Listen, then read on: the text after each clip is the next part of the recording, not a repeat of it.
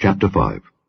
Now it came to pass on the third day that Esther put on her royal apparel, and stood in the inner court of the king's house over against the king's house. And the king sat upon his royal throne in the royal house over against the gate of the house. And it was so, when the king saw Esther the queen standing in the court, that she obtained favor in his sight.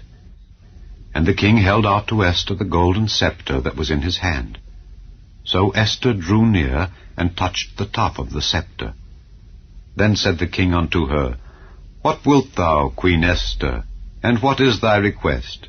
It shall be even given thee to the half of the kingdom.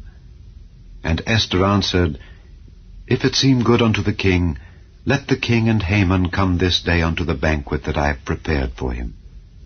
Then the king said, Cause Haman to make haste, that he may do as Esther hath said.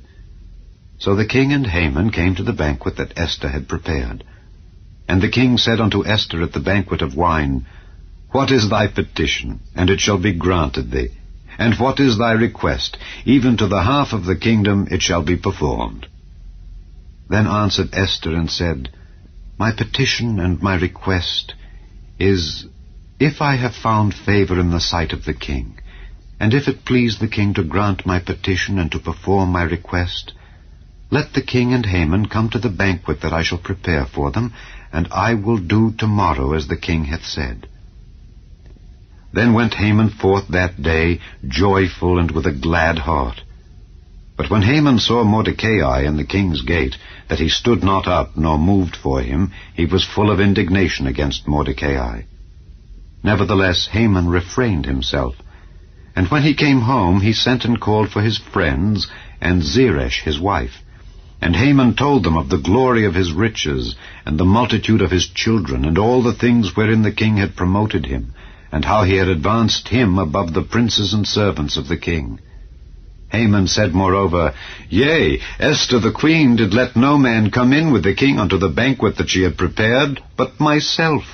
And tomorrow am I invited unto her also with the king. Yet all this availeth me nothing, so long as I see Mordecai the Jew sitting at the king's gate. Then said Zeresh his wife and all his friends unto him, Let a gallows be made of 50 cubits high, and tomorrow speak thou unto the king that Mordecai may be hanged thereon. Then go thou in merrily with the king unto the banquet. And the thing pleased Haman, and he caused the gallows to be made.